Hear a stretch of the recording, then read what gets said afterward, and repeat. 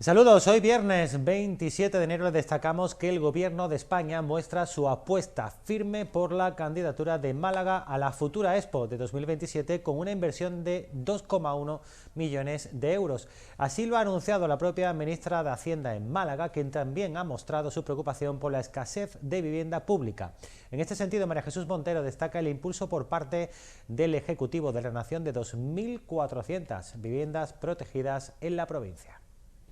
La ministra de Hacienda ha participado en Málaga en el foro Los retos económicos y sociales de España, organizado por la cadena SER, en el que ha repasado las medidas puestas en marcha por el Gobierno de España, teniendo en cuenta el contexto actual, marcado por la guerra de Ucrania, la elevada inflación y el año electoral en el que nos encontramos, con elecciones municipales y autonómicas en algunas comunidades y generales.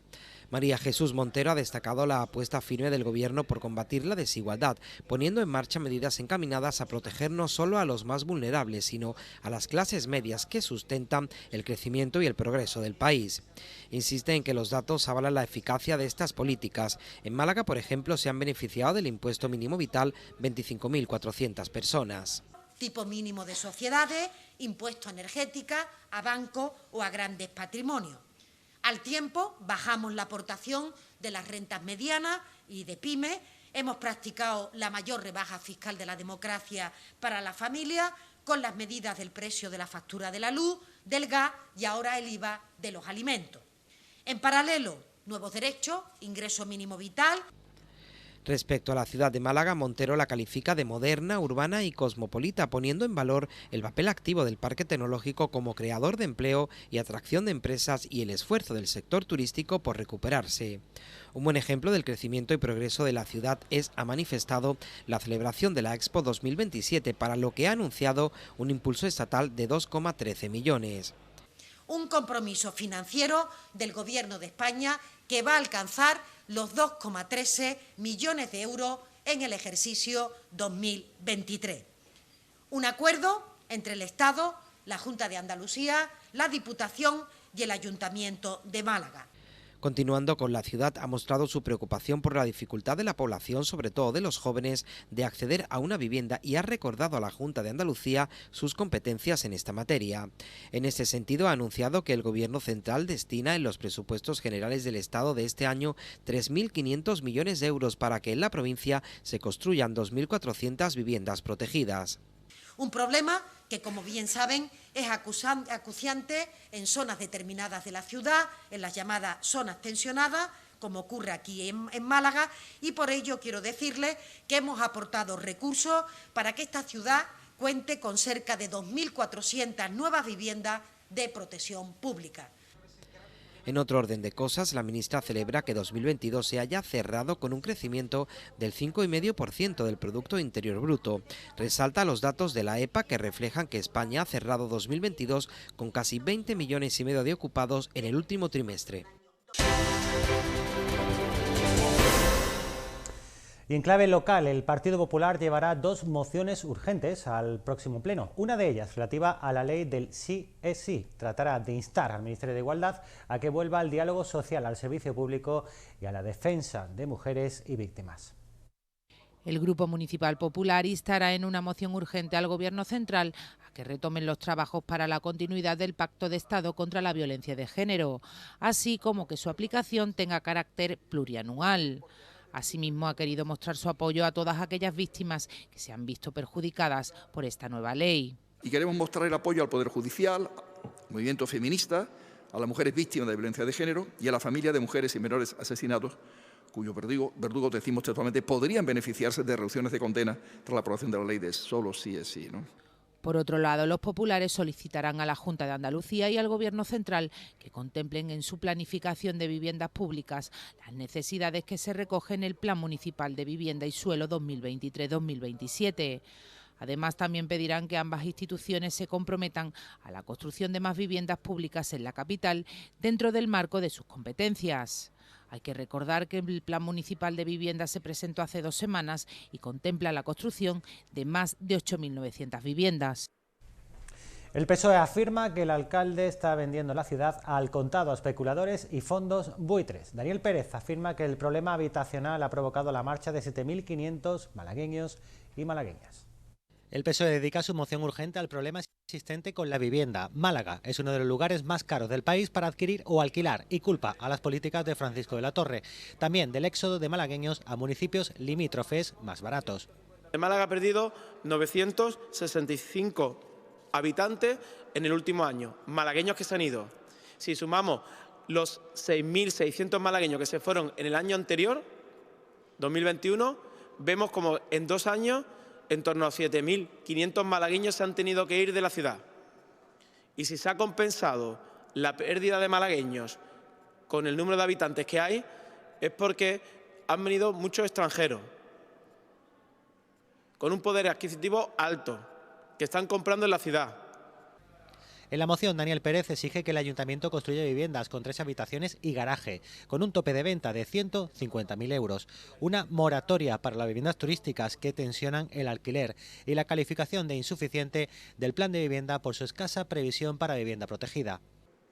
Un 6% para esas 8.900 viviendas que dijo el alcalde que hacían falta en la ciudad. No, hacen falta 10.000 viviendas de VPO.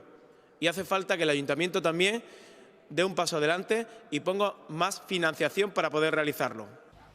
También exige que se inste a la Junta a que declare Málaga como zona de alquileres tensionados y elabore incentivos fiscales, entre otras propuestas. También afea a la Junta de Moreno Bonilla la escasa construcción de viviendas públicas en su primera legislatura. Unidas Podemos pedirá apoyo para exigir al equipo de gobierno un informe exhaustivo de los colegios públicos para detectar si necesitan reforma o mantenimiento. En cuanto al centro de Palma-Palmilla, solicitan una inversión urgente para arreglar los innumerables desperfectos. Es cinismo afirmar la relevancia de la educación para la sociedad cuando mantiene colegios y centros educativos en ese estado. Insisto, 250 niños todos los días asisten a un colegio que está en un estado absolutamente lamentable. Pero el caso del Manuel Altolaguirre, del Centro Educativo de Palma-Palmilla, no es el único que tenemos en nuestra ciudad. No paramos de recibir y hemos recibido decenas de denuncias de asociaciones de madres y padres. Para Unidas Podemos, el caso del Colegio Manuel Altolaguirre en Palma-Palmilla no es el único, motivo por el que solicitan en pleno un informe del mantenimiento de la totalidad de centros educativos para acometer las reformas necesarias. El portavoz de Unidas Podemos recuerda al Partido Popular en la Junta y el Ayuntamiento que es su competencia velar por la seguridad de los pequeños, por lo que el colegio situado en La Palmilla no tendría que haber arrancado el curso en estas condiciones. 60 alumnos de primaria fueron trasladados ante la inseguridad del edificio. Que no tendría que haber empezado el curso escolar bajo ningún punto de vista esos 60 niños que los han tenido en una situación que ha puesto en riesgo su integridad por la gestión, insisto, negligente, tanto de la Junta de Andalucía, pero aquí queremos destacar también la responsabilidad subsidiaria que tiene el Ayuntamiento de Málaga en el mantenimiento y en garantizar el buen estado de este tipo de centros educativos. Unidos Podemos también recoge en su moción que el Ayuntamiento pida disculpas a padres y madres por esta bochornosa situación. Un plan de inversiones con carácter de urgencia para la remodelación de los patios y actuaciones necesarias en las instalaciones. Además, piden al alcalde que vuelva a ser el que era con Susana Díaz y le exija a Moreno Bonilla que aumente las partidas autonómicas para la rehabilitación de centros educativos. Ciudadanos presenta moción urgente en la que destaca la necesidad de articular un servicio de tren de cercanías entre Málaga y Antequera. El Grupo Naranja también solicita que se realice un estudio de bonificaciones e incentivos fiscales para los propietarios que destinen viviendas a alquiler de larga duración. Málaga y Antequera se han convertido en nudos ferroviarios de primer orden en los últimos años. Además, el pasado día 26 se inauguró la nueva estación de AVE del municipio.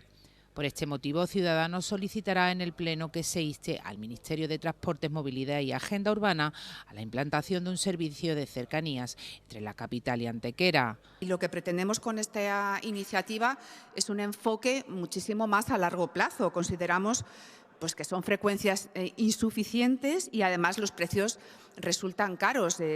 Si nos ponemos a mirar 11,20 ida y vuelta, al final estamos en 20 euros, 20,40. Creo que no son los precios para alguien que tiene que ir a estudiar todos los días, por ejemplo, desde Antequera a Málaga, o alguien que tiene que ir a trabajar todos los días desde Antequera a Málaga. Una línea C3 que precisamente venga a darle la vuelta a las políticas que, como he dicho, han supuesto para Antequera y para Málaga esas políticas bipartidistas, y podamos rentabilizar esa segunda estación. El Grupo Naranja también quiere que se apruebe un estudio de bonificaciones e incentivos fiscales para aquellos propietarios que destinen sus viviendas vacías a alquileres de larga duración. Por otro lado, Losada presentará una moción ordinaria relativa a las obras de rehabilitación del edificio de la Agencia Tributaria en la Avenida de Andalucía. Los de Ciudadanos quieren que se presente un calendario de plazos para saber cuándo la plantilla de trabajadores de este edificio pueden volver a él. También han señalado que el Pleno debe demostrar su disconformidad con el despilfarro económico que supone gastar 1,9 millones de euros al año en alquileres de sedes provisionales por la clausura del mencionado edificio. Podemos reclama un plan para mejorar las instalaciones y las bibliotecas municipales puedan ampliar sus horarios y actividades. Podemos presenta una moción para que las bibliotecas municipales de la capital amplíen horarios, accesibilidad y su oferta de actividades para incentivar la lectura. Destaca que en la actualidad solo 4 de las 18 bibliotecas municipales de la ciudad tienen horario continuo de mañana y tarde. Además, insiste en que la gran mayoría tampoco abren los fines de semana. La ampliación de horarios se propone acompañada por una ampliación de la actividad que incida en las bibliotecas como un lugar de encuentro en torno al libro y al fomento de la lectura, donde se celebren a diario todo tipo de actividades formativas y de ocio. Además de este problema de horarios, hay un problema estructural que tiene que ver con la falta de inversión, lo que hace que nos encontremos con muchas bibliotecas de barrio, como es el caso de esta de Huelin, que por ejemplo no tiene ni los más mínimos medios de accesibilidad. Tiene un problema serio de accesibilidad que hace que personas con movilidad reducida o personas mayores directamente no puedan acceder porque se encuentran en un primer piso con una escalera bastante pronunciada. Podemos también incide en la necesidad de que se mejore la calidad y velocidad de la red wifi que ofrecen las bibliotecas municipales, una demanda que hace extensiva a todos los centros municipales de uso ciudadano.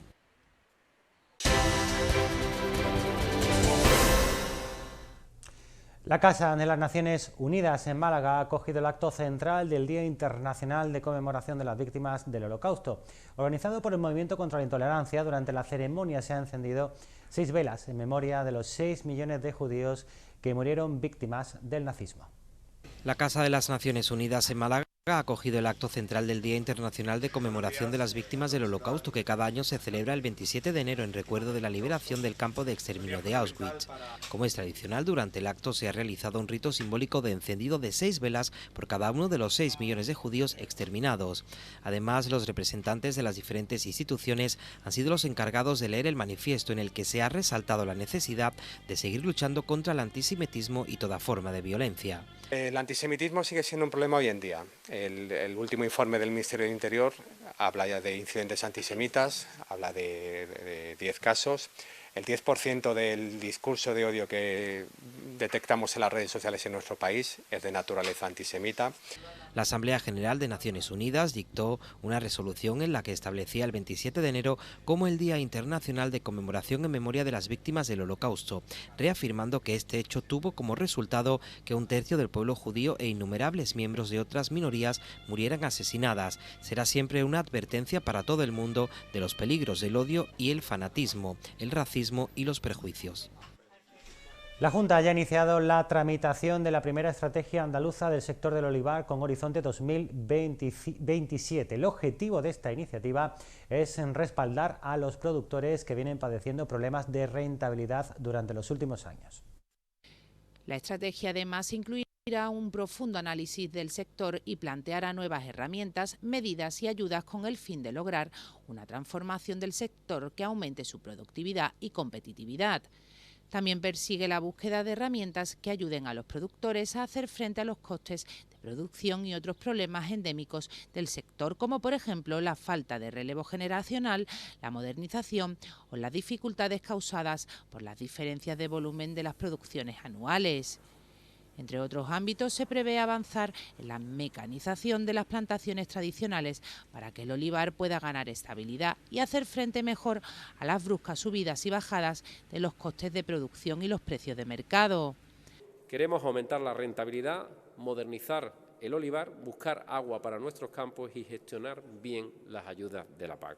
Y todo esto hay que hacerlo, como no puede ser de otro modo, de la mano del propio sector, de los agricultores y de la gente del campo. Creemos que las políticas del Gobierno están en el camino correcto. Les pongo como ejemplo el último dato que hemos conocido precisamente estos días. Andalucía, como todos ustedes ya saben, ha registrado en 2022 récord de exportaciones agroalimentarias, y récord de exportaciones totales desde que hay registro en 1995.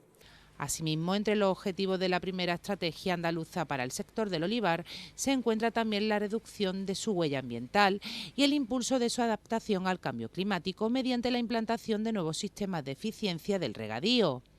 Entre otras vías, se apuesta por la implantación de sistemas automatizados, sensores o placas solares para reducir la huella hídrica y energética de las explotaciones de regadío. Por otro lado, se persigue también avanzar en la búsqueda de nuevos nichos de mercado para el aceite, como la industria farmacéutica o cosmética, y para el sector más tradicional. Tiempo ahora para otras noticias también destacadas de esta jornada. Juanma Moreno ha sido nombrado hermano distinguido de las Reales Cofradías Fusionadas. El presidente se muestra muy orgulloso por este nombramiento y afirma sentirse uno más entre todos los buenos cofrades malagueños. Los letrados de la Administración de Justicia, los conocidos antiguamente como secretarios judiciales, comenzaron este martes su primera huelga indefinida para reclamar al Gobierno mejoras retributivas y laborales. Este paro ha provocado la paralización de numerosos juicios, una situación ante la que el decano del Colegio de Abogados de Málaga ha manifestado su preocupación. CM Málaga Cultura Museum International Text Forum incluirá en su próxima cita la celebración del tercer simposio internacional sobre soluciones digitales en museos y entidades culturales, que analizará el uso crítico y reflexivo de la tecnología. Además, las segundas jornadas técnicas profesionales estarán centradas en las oportunidades de digitalización de pequeños y medianos espacios museísticos. El certamen celebrará su tercera edición los días 19 y 20 de junio en Figma. 1 de cada 3 contratos indefinidos firmados en 2022 se sellaron en empresas con hasta 9 empleados, las denominadas micropymes, categoría que lidera la estadística en el total de acuerdos laborales. Según el SEPE, de los 7 millones de acuerdos laborales indefinidos sellados el pasado año, 2,54 millones, el 36%, fueron en las empresas de menor tamaño, entre 1 y 9 empleados, las más comunes en España.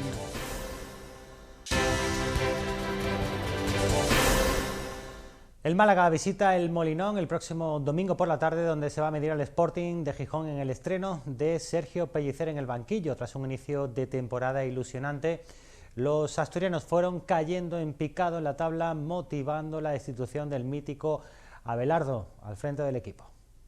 Prueba de fuego para el Málaga el domingo en el Molinón, en un partido que dirigirá el colegiado catalán Rubén Ábalos Barrera. El Sporting de Gijón llega 11º en la tabla con 31 puntos y con un entrenador que apenas lleva algo más de una semana, aunque eso sí, se estrenó con victoria por 1-0 frente al Real Zaragoza. El técnico canario Miguel Ángel Ramírez sustituía así al mítico Abelardo, que aunque contaba con el apoyo de la grada, no estaba sacando los resultados esperados. La buena noticia es que el Sporting tiene un pobre balance como local, con 5 victorias, 5 empates y 2 derrotas en 12 partidos de liga. Por su parte, el Málaga llega tercero por la cola con 21 puntos, aunque con el revulsivo de un nuevo entrenador en el banquillo. Por cierto, que Sergio Pellicer no podrá contar en su estreno con el delantero Fran Villalba por la conocida popularmente como cláusula del miedo, ya que está cedido por el club asturiano. También serán baja por lesión del Mas, Escasi, Genaro y Pablo Chavarría. El plantel entrena este viernes y el sábado por la mañana antes de emprender el viaje a Asturias a las 5 de la tarde. Un apunte más del Málaga: los juveniles se van a medir al Real Madrid en cuartos de final de la Copa del Rey de la categoría, que se disputará el próximo 15 de febrero. Los canteranos, que tendrán a favor el factor cancha, llegan tras eliminar nada más y nada menos que al Barça en cuartos. También les destacamos que la grada de animación del Málaga convoca huelgas para pedir el cese de la directiva, una protesta que cuenta con el respaldo de la Federación de Peñas Malaguistas, aunque matizan que seguirán apoyando al equipo en la Rosaleda. La grada de animación y el Fondo Sur 1904 han convocado una huelga de actividad para buscar la salida inmediata de la directiva, a la que consideran responsable del descalabro deportivo que está sufriendo el equipo. Si ya era habitual escuchar cánticos en la Rosaleda contra Manolo Gaspar o José María Muñoz, además de pancartas protestando por su gestión, ahora la afición da un paso más y convoca varias acciones de protesta para el próximo partido en casa frente al Real Oviedo. A través de un comunicado aseguran que ha llegado el momento de ser tajantes y luchar. Y es que son ya varios años en los que el Málaga no termina de arrancar ni conseguir los objetivos propuestos durante las temporadas. Han pasado muchos jugadores y entrenadores, concretamente 6 en los últimos 3 años, datos que ponen en evidencia a los actuales directivos del club. Por su parte, la Federación de Peñas Malaguistas rompe su silencio con un duro comunicado donde piden la elección de un director general que lleve las riendas del club al margen de la administración judicial. Dejan en evidencia que no están de acuerdo con la forma en que se ha realizado el cese de Pepe Mel y que tampoco creen que ir cambiando de entrenador sea la solución. Asimismo, dan un palo a la plantilla que dicen no está a la altura de las circunstancias. Aunque apoyan la huelga de la grada de animación, reconocen, eso sí, que seguirán apoyando al equipo en la Rosaleda. El Unicaja se enfrentará desde la 1 del mediodía del domingo al Valencia Basket en una nueva jornada de la Liga Endesa. Los malagueños buscarán seguir sumando buenas sensaciones ante un rival al alza tras clasificarse para la Copa del Rey.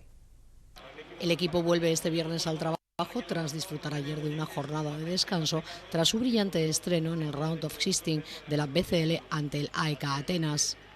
El rival de los malagueños, el Valencia Basket, marcha en octava posición en la competición doméstica, con un balance de 9 triunfos y 8 derrotas, logrando de esta manera el último billete para la próxima edición de la Copa del Rey. Sin embargo, se trata de un equipo al alza, ya que han conseguido la victoria en 3 de sus últimos 4 partidos, imponiéndose al Casa de Zaragoza en el último choque por 88-76. En Euroliga, los de Alex Muru son undécimos tras 21 partidos, con 11 triunfos y 10 derrotas, tras doblegar en Europa este jueves al Alba Berlín en su feudo. Ambos equipos se han enfrentado en un total de 98 ocasiones en todas las competiciones a lo largo de la historia, por lo que es ya una rivalidad clásica, con 44 victorias y 54 derrotas. En liga regular se han medido 63 veces, con 29 victorias y 34 derrotas, si bien el balance es favorable en casa, con 16 triunfos y 15 derrotas.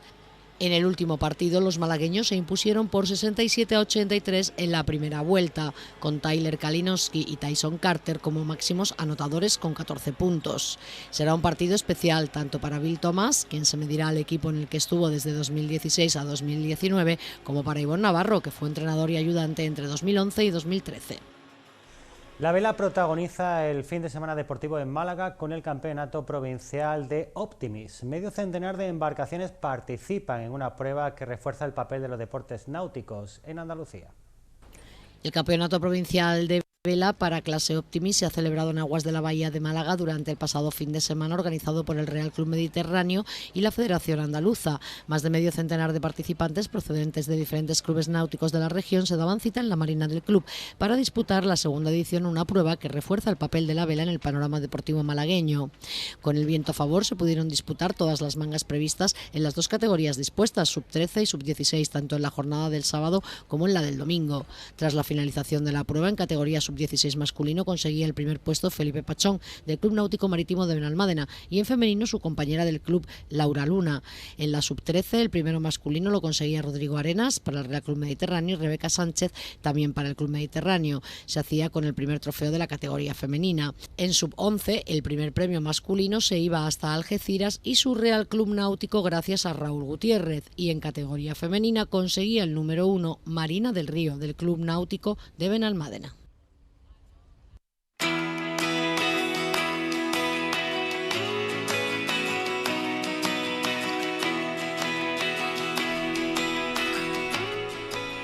Aquí tienen la previsión meteorológica para este viernes 27 de enero. Como pueden apreciar en el mapa, completamente despejado en toda la provincia. Frío, máxima 16 grados, mínima en menos 4 grados.